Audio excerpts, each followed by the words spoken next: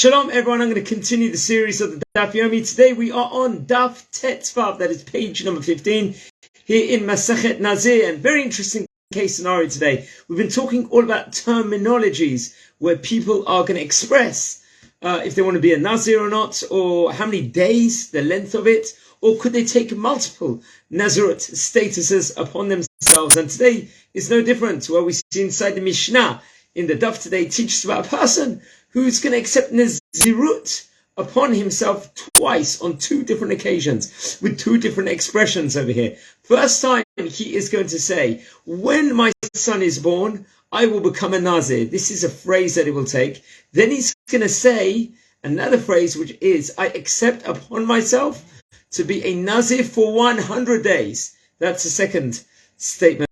So from the Mishnah itself, it is clear that he must keep the laws of Nesirut immediately with these two phrases straight away.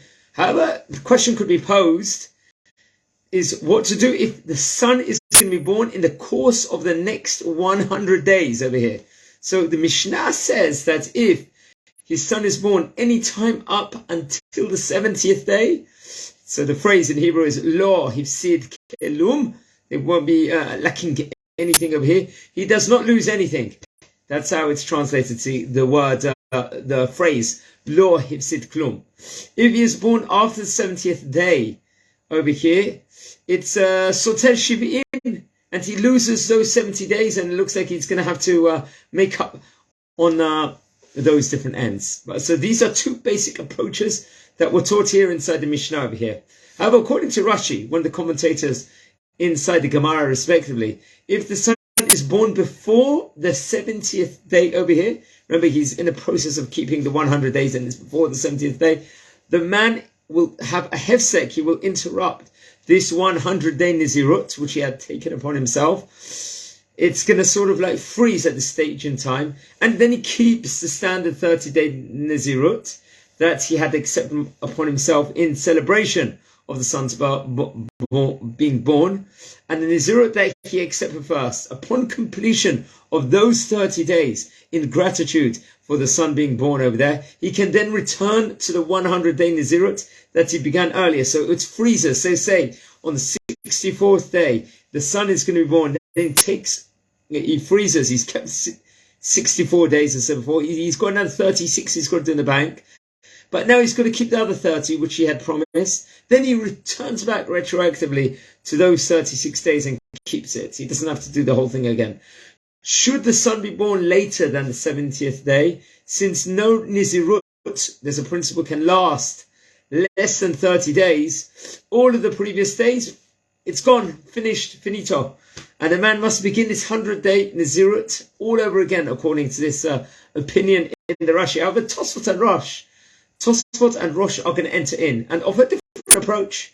Their approach is that should the son be born prior to the 70th day, remember, he said he's going to keep 100 days, then the 30-day Nesirut in honor of the son's birth, which is going to be there, say we're on day 62 when the son is born. So then this 30-day Nesirut he's got to take upon himself and can actually be included in a 100-day package. So say once he's kept those 30 days, it's not as if he has to do the remaining of the days. Only the remaining days left between that 30-day window and whatever he had done already. So say, for example, he kept 56 days and then the son was born and kept the 30 days of the other Nesirut. He'll only have 14 days left, which is a much more lenient opinion within regards to the amount of time he will have to fulfill his obligations within regards to the Nesirut. And however, he is going to have to bring two sets of sacrifices at the end of that period, regardless, because there's two different Neziruts that were taken upon itself. So that is not going to change. It's not like he can just do one. However, according also to Tosfot and Rosh, if the son was born after the 70th day, then the father must begin a separate 30-day Nesirut to honor his son that was born. And when that is over, he should return and complete his original Nesirut. So it'll only be, according to this latter opinion, a leniency if he is less than 70 days in. If he's more than 70 days in, there's no leniency, and he's going to have to make up the days anyway. He's going to have to do that 30 days separate and then continue. So if he's on 71st day, let's just say. He's got 29 days to go. Now the son's been born. He has to do those 30 days. And he doesn't have the luxury of saying he's completed the days now that he's done those days separately. He is now going to have to do the other 29 days afterwards, seemingly. However, there's different shitot inside the Talmud with regard to this, and I would very much recommend for you guys to look into it and to delve into it. There's once again an insight from Rabbi Adin Steinfeld, Zechet Tzadik Libracha, and very much recommend searching his teachings online. It's absolutely phenomenal. Guys, have an awesome day, and keep up with the Daf Yomi. Enjoy.